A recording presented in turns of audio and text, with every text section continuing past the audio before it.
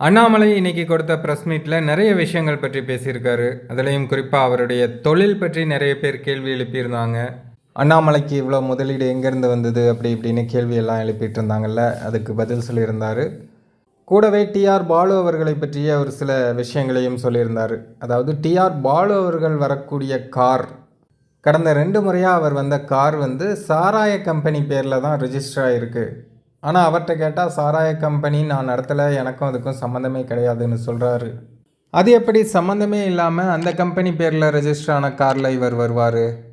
இதை தான் அந்த குறுக்கு விசாரணையில் கேட்கலான்னு இருந்தேன். ஆனால் அவர் அன்னைக்கு வரல, எஸ்கேப் ஆகிட்டார், அடுத்த முறை வரட்டும் அப்படின்னு அண்ணாமலை பேசியிருக்காரு.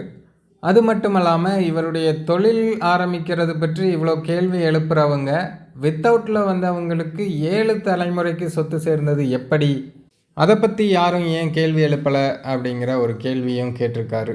வித்தவுட்டில் வந்தவங்களுக்கு 7 தலைமுறைக்கு சொத்து சேர்ந்தது எப்படி அப்படின்னு கேட்டிருக்காரு.